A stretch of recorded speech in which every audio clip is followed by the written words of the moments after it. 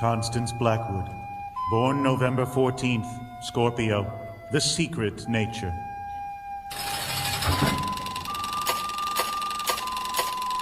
Favorite ride? The Cyclone.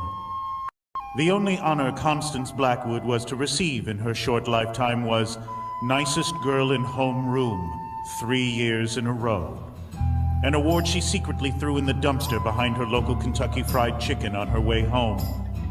When the children of St. Cassian signed Constance's yearbook, they wrote things like, "Wow, you seemed so nice." Or, "I never really met you. You seemed friendly." Those pages in Constance's yearbook were carefully removed with an X-Acto knife and burnt.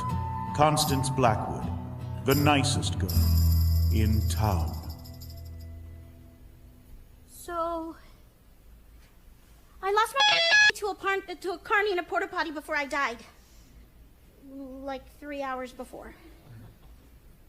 It was kind of Mulch. He was like ancient, like 32. And he had this tattoo on his forearm. It was of 2 skeletons. And it said, "Born to Bone" on the bottom of it. Isn't my tattoo the stupidest thing you've ever seen? I fake laughed when he said that because you should always laugh at guys' jokes or they'll think you're a cow. My mom and dad own the Blackwood Cafe in town. It's been in our family since, like, forever. The Blackwoods have been feeding Uranium City since they opened the mines. My family had pride when it came to that. Till I went to high school. And having pride about our town was only like the lamest thing you could think to believe. After a while, I started feeling kind of crummy about stuff. Like ashamed. At the cafe, I would catch myself looking at my mom and thinking, what a loser.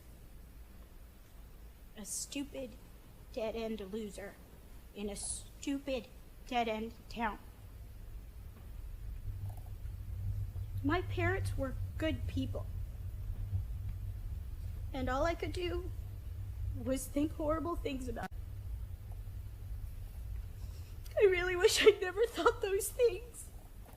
I got so angry that I was born in the only family in Uranium that raised their kid to think it was okay to do your working, living, and dying there. And it got all kinds of poison after that. Anyway, I just wanted to get it out of the way. I just wanted to do it so I didn't have to think about doing it anymore. No. Actually, I just wanted to lose it in the most horrible possible way. Constance the lifer lost it to a carny in a crap box in a crappy town. Why, of course she did. And then I rode the Cyclone with the other kids in the choir. And that's when the accident happened.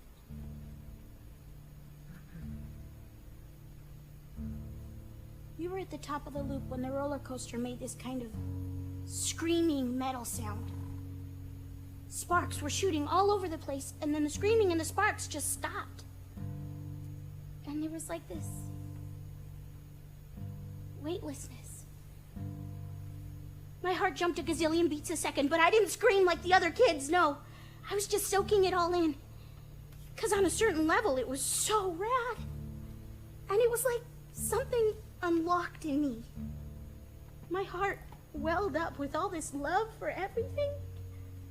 Images and all this feeling flooded into me, like climbing back into my bed in the morning and feeling the heat left over from my body.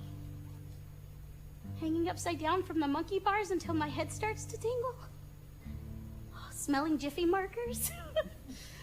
Putting glue on my fingers and chewing it off.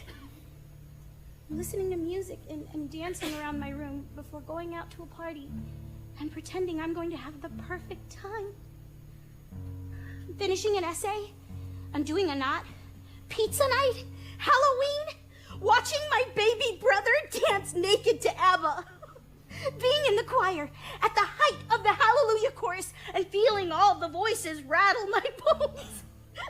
I started laughing like a crazy person, giddy with endorphins, all dancing leprechauns and rainbows and unicorns, streams of chocolates, whirling rides, flashing lights. There's no shame in loving my small town.